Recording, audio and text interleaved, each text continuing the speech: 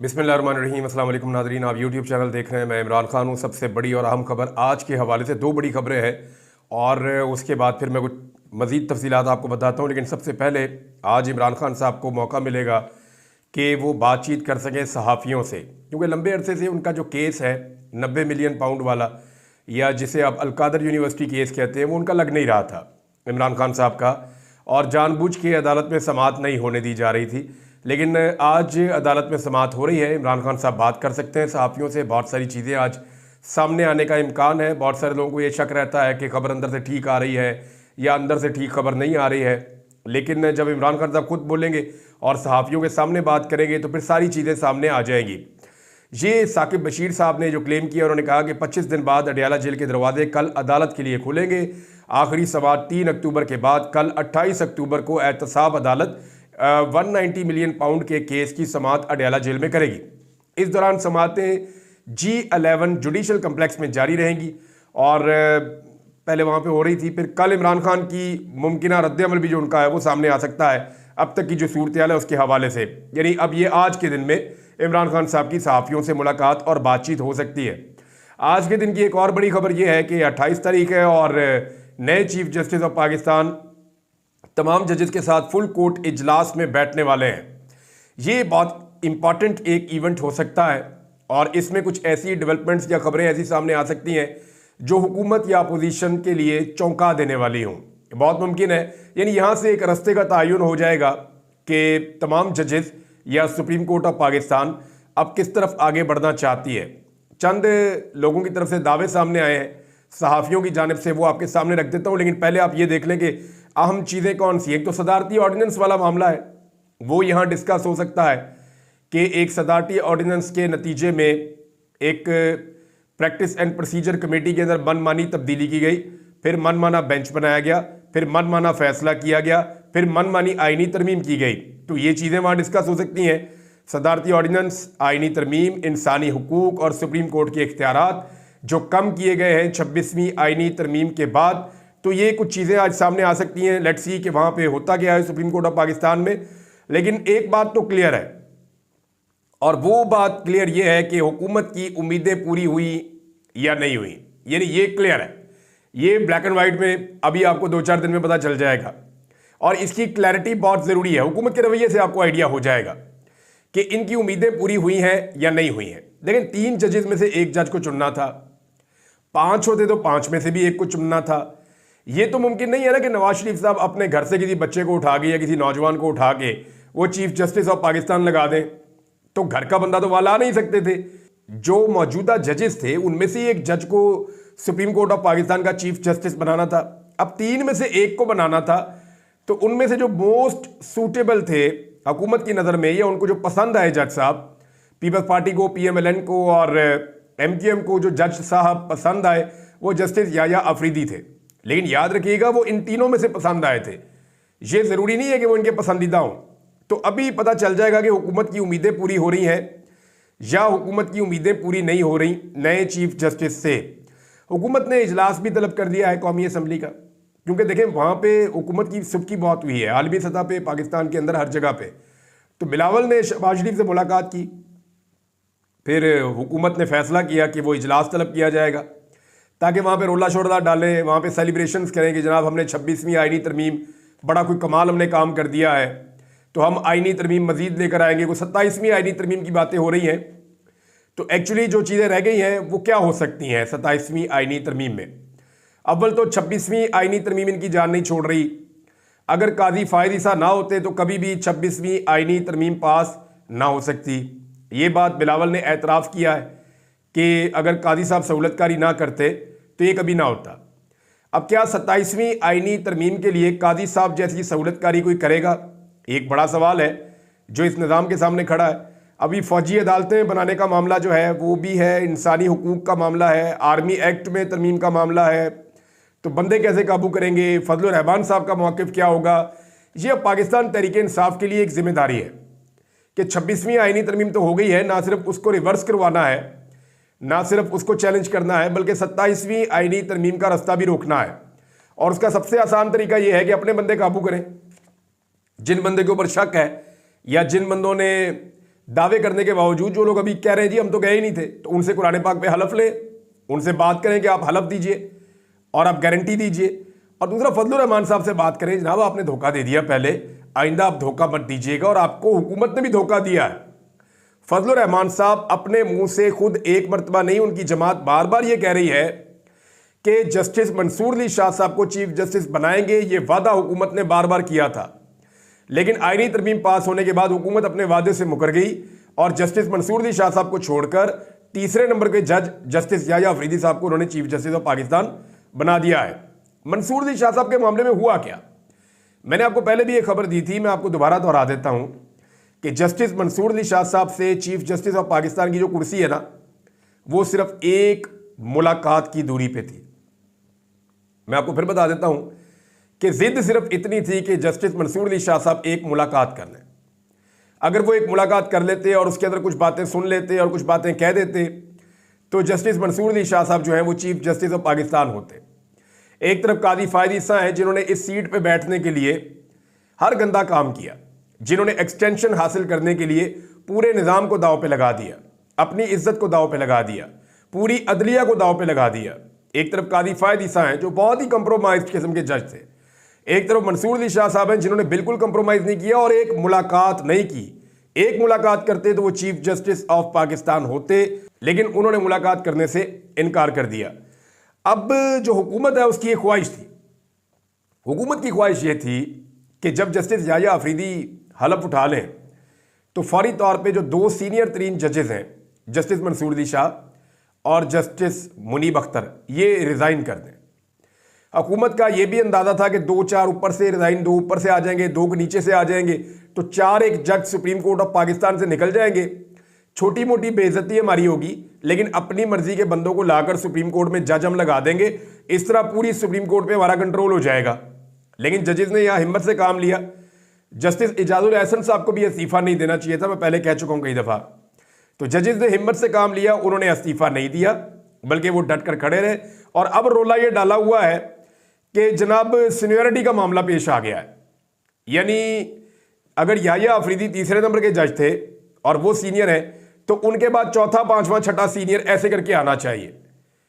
तो ये बात अजीबोगरीबी बात कर रहे हैं वो, यानी 2 जजेस जो सुपरसीड हो गए हैं, या वो सीनियर होने के बावजूद आपने उन्हें चीफ जस्टिस ऑफ पाकिस्तान नहीं बनाया, तो जो तीसरे नंबर वाला है तो अब उसके बाद जूनियर जो है उनके बाद चौथा, पांचवा, छठा ऐसे आएगा। भाई वो जो पहले और दूसरे नंबर पे हैं वो तो चीफ जस्टिस बन के ऊपर चले गए ना। जब वो ऊपर चले गए पहले नंबर पे, तो फिर जो पहले वाला है वो दूसरे पे है, दूसरे वाला है वो तीसरे पे है। यही ऑर्डर बनना चाहिए। यही फॉर्मूला जस्टिस आलिया नीलम को जब पंजाब में चीफ जस्टिस लगाया गया यहां लाहौर हाई कोर्ट का, तो उनकी दफा भी यही फॉर्मूला हुआ था कि पहले, दूसरे, तीसरे नंबर वाले जो हैं वो उनके फौरन बाद आ गए थे, वो नीचे से एलिवेट होकर पहले नंबर पे आ गई थी। तो यहां पे भी यही हुआ है। वहां कभी पीएमएलएन ने एतराज नहीं किया, पीपल्स पार्टी ने एतराज नहीं किया, लेकिन यहां पे एतराज कर रहे हैं। वजह सिर्फ ये है कि जजेस से इन्हें बुग़्ज़ है और ये चाहते हैं कि इन जजेस से किसी तरह जान छूट जाए। अब नए जजेस भर्ती करने की भी खबरें आ रही हैं, यानी कुछ सहाफ़ी हैं, उन्होंने ये कहा कि सुप्रीम कोर्ट ऑफ पाकिस्तान में तादाद को बढ़ाने के लिए अपने मनपसंद नए जजेस को इंडक्ट करने का हुकूमत ने फैसला किया है। वो 2-4 जज और लेकर आए ताकि जो है वो जैसे कादी साहब अकलियत में चले गए थे वो माहौल ना बने, बल्कि जजेस की अक्सरियत ऐसी होनी चाहिए सुप्रीम कोर्ट में जो हुकूमत की हामी हो। जस्टिस याह्या अफरीदी साहब के बारे में हसनात मलिक साहब ने एक दावा किया। उन्होंने कहा जी याह्या अफरीदी साहब की अपनी कोई ऐसी सोच नहीं है या उनकी अपनी कोई सिमत नहीं है कि वो इधर खड़े हैं या इधर खड़े हैं। वो देखेंगे अक्सरियती जज जिस तरफ जाएंगे, जिस तरफ इंसाफ का पलड़ा झुकेगा, वो उस तरफ चले जाएंगे। तो ऐसे में हुकूमत के लिए ज़रूरी है कि वो ज़्यादा जजेस को या ज़्यादा हमायती जजेस को सुप्रीम कोर्ट ऑफ पाकिस्तान में पहुंचाए, तो मुमकिन है कि आने वाले दिनों में मजीद जजेस को अपॉइंट किया जाए। लेकिन कादी फायद ईसा साहब को वापस लाने की भी बातें हो रही हैं सुप्रीम कोर्ट ऑफ पाकिस्तान में, तो कादी साहब वापस अब आ नहीं सकते। एक और आईनी तरमीम करेंगे तो आईनी बेंच बनेगा। आईनी तरमीम अगर करेंगे तो आईनी अदालत बनेगी ना। फिर अगर आईनी अदालत बनती है तो उसमें एक शिक रखी जाए कि जनाब हम रिटायर्ड जज को भी ला सकते हैं, तो फिर कादी साहब को ले आए, वरना नहीं ला सकते। लेकिन कुछ और आईनी ओहदों में भी देखा जा रहा है, क्योंकि कादी साहब जैसा बंदा डिलीवर करने वाला वो मिल नहीं सकता इस निज़ाम को। जिसने पूरा का पूरा बोझ अपने कांधों पे उठाया और जिसने इमरान खान के और पाकिस्तान तहरीक इंसाफ के बुग़्ज़ में हर चीज़ को तहबाला कर दिया। तो काजी साहब जैसा बंदा दोबारा इस निज़ाम को नहीं मिलेगा। तो काजी साहब को ला के लगाया कहाँ जाएगा? कुछ लोग कह रहे हैं कि जनवरी में मुद्दत मुलाजमत पूरी हो रही है जो चीफ इलेक्शन कमिश्नर है उनकी, और अगर चीफ इलेक्शन कमिश्नर चले जाते हैं तो उनकी जगह पे कादी फ़ायद ईसा साहब को भी ट्राई किया जाएगा कि उनको लाकर यहाँ पे लगाया जाए। लेकिन वो पाकिस्तान में किसी भी एक सियासी जमात के लिए कादी साहब किसी सूरत भी काबिल कबूल नहीं होंगे। ये जनाब पूरा पाकिस्तान इस बात को बड़ी अच्छी तरह जानता है। अब एक और बात है जो सिद्दीक जान साहब ने की है, ये बात बड़ी इंपॉर्टेंट है और ये बात जुड़ी है 9 मई के साथ। 9 मई के जो मुकदमात हैं वो पाकिस्तान तहरीक इंसाफ के लिए एक मुसीबत बने हुए हैं। 9 मई का नाम लेकर इस जमात को जो है वो क्रश किया गया है, इसकी क़यादत को अभी तक जेलों में रखा गया है और लोगों को इंसाफ मिल नहीं रहा। तो दो चीज़ें सुप्रीम कोर्ट ऑफ पाकिस्तान में पेंडिंग पड़ी हैं। एक जो मिलिट्री कोर्ट्स वाला मामला है, मैंने आपको बताया था कि जस्टिस याह्या अफरीदी ने आते ही जो दहशतगर्दी अदालतों के जज हैं उस हवाले से भी एक इजलास तलब किया है। नंबर 1 ये हो गया। नंबर 2, 9 मई के हवाले से सिद्दीक जान साहब ने दावा किया कि मुमकिन है कि यह मामला सुप्रीम कोर्ट ऑफ पाकिस्तान में समाअत के लिए लग जाए कि 9 मई को जो कुछ हुआ और जो मामलात हुए उस पर कोई जुडिशियल इंक्वायरी या कोई और चीज़, मुमकिन है ये चीज़ें यहाँ पे हो जाएं। मुझे लगता नहीं है, लेकिन सिद्दीक जान साहब कह रहे हैं तो इसके पीछे कोई ना कोई बात होगी। उन्होंने बहुत सारी खबरें माजी में ऐसी दी हैं जो बाद में दुरुस्त साबित हुई हैं। अब सवाल ये पैदा होता है कि माजी में कादी फ़ायद ईसा साहब ने फरमाया था कि जब हमारे पास दहशतगर्दी अदालत के जजेज हैं तो फिर हमें फौजी अदालतों की क्या ज़रूरत है। और ये उस वक्त कहा था जब असल में दहशतगर्द पकड़े गए थे जिन्होंने APS का सानिया किया था, बच्चों को शहीद किया था। तो ये तो एक सियासी जमात है पाकिस्तान तहरीक इंसाफ, तो यहाँ पे तो जो है वो दहशतगर्दी की अदालतें मौजूद हैं। तो दहशतगर्दी की अदालतों में ही दहशतगर्दी के मुकदमात सुने जाने चाहिए और फौजी अदालतों का केस भी पेंडिंग पड़ा हुआ है सुप्रीम कोर्ट ऑफ पाकिस्तान में। अगर ये फौजी अदालतों का case supreme court of Pakistan में लगता है, साथ में जो 9 मई के केसेस हैं वो Pakistan supreme court of Pakistan में आ जाते हैं। और इसके अलावा जो है वो दहशतगर्दी के जजेस के हवाले से एक इजलास बुलाया है चीफ जस्टिस ऑफ पाकिस्तान ने। तो इन चीज़ों को आप जोड़कर देखें तो शायद ये ऊंट अब किसी करवट बैठ जाए। हो सकता है कि ये जो एक लंबा मसला चल रहा है 9 मई का वो किसी सिमत लग जाए या ये बोझ जो है वो अब उतरे पाकिस्तान के ऊपर से। तो मिलिट्री कोर्ट्स का फैसला आने वाला है। मुमकिन है कि अब ये केसेस दहशतगर्दी की अदालत में चले या देखें ना, अभी भी सुप्रीम कोर्ट ऑफ पाकिस्तान के अंदर जो केस चल रहा है मिलिट्री कोर्ट्स का, 84 बंदे हैं पाकिस्तान तहरीक इंसाफ के, 84 लोग मुबैना तौर पे जो फौजी हिरासत में है और इनको तकरीबन 1.5 साल से ज़्यादा हो गया है। इनके घर वाले बहुत परेशान हैं और ये हर जगह पे एहतजाज भी करते हैं, आवाज़ उठाते हैं, टेलीफोन कॉल्स भी करते हैं। तो वो सब लोग ये कहते थे कि कादी फ़ायद ईसा जाएगा तो शायद हमें इंसाफ मिल जाए। तो अब मुमकिन है कि कादी फ़ायद ईसा साहब तो चले गए हैं, शायद इंसाफ का सिलसिला शुरू हो जाए। पाकिस्तान तहरीक इंसाफ ने एक बड़ा तगड़ा एहतजाज किया है नाजरीन बार्सिलोना में, स्पेन में, और ये शहबाज गिल साहब ने इसको लीड किया। इतनी बड़ी तादाद में पाकिस्तानी यहाँ पे नॉर्मली नहीं निकलते, लेकिन पाकिस्तान तहरीक इंसाफ के झंडे थे, बड़ी तादाद में लोग थे, ख़वातीन थी, बच्चे थे, वो सारे लोग निकले। उन्होंने इमरान खान से इज़हार यकजहती किया और बड़ी तादाद में वहाँ निकल के लोगों ने एहतजाज किया। दूसरा जो एहतजाज है वो नवाज शरीफ के घर के बाहर हुआ और बड़ा टकाकर एहतजाज हुआ। बहुत बड़ी तादाद में लोग पहुँचे। उन्होंने नवाज शरीफ साहब का बेहतरीन इस्तकबाल किया कि जनाब आप तो इलेक्शन हार गए पाकिस्तान में और आप ज़बरदस्ती की हुकूमत बना के मुसल्लत हो गए वहाँ पे। तो मियाँ साहब की वहाँ पे ठीक ठाक कर दी पाकिस्तानियों ने। बड़ी मुश्किल से मियाँ साहब को जो है वो घेर घार के उनके कारकुनों ने और पुलिस वालों ने उनके घर के अंदर घुसाया। मियाँ साहब की ज़िंदगी भी एक अजीब ही चीज़ बन गई है। यानी पाकिस्तान में आते हैं तो इलेक्शन नहीं जीत सकते, पब्लिक में निकल नहीं सकते, बरतानिया में जाते हैं तो पब्लिक में निकल नहीं सकते। ये वो आदमी है जो इस मुल्क में 3 दफ़ा वज़ीर आज़म रहा। कभी सोचा नवाज शरीफ के साथ ये क्यों हुआ? यानी मैं चैलेंज करता हूँ, पाकिस्तान में लेके नवाज शरीफ को सड़कों पे निकलो, देखो क्या हाल करते हैं लोग। आप बरतानिया में नवाज शरीफ को सड़कों पे लेकर निकलो, देखो लोग क्या करते हैं। ये क्यों हुआ नवाज शरीफ के साथ? उन्हें अब गुंडे बदमाशों की ज़रूरत क्यों पड़ती है, पुलिस की ज़रूरत क्यों पड़ती है, सिक्योरिटी की ज़रूरत क्यों पड़ती है जो आसपास वो अपने जमा रखते हैं? वजह यह है कि उन्होंने पाकिस्तान की आवाम की उमंगों के खिलाफ पाकिस्तान की एस्टेब्लिशमेंट की गोदी में बैठ के बार बार पाकिस्तान के लोगों को तोहफा दिया है, बार बार पाकिस्तान के लोगों को धोखा दिया है। और मियाँ साहब के धोखों से तंग आकर पाकिस्तानी अवाम अब उनसे और उनके ख़ानदान से मुतनफ़र हो गई है। ये जनाब वजह है मियाँ साहब से दूर हट जाने की लोगों के।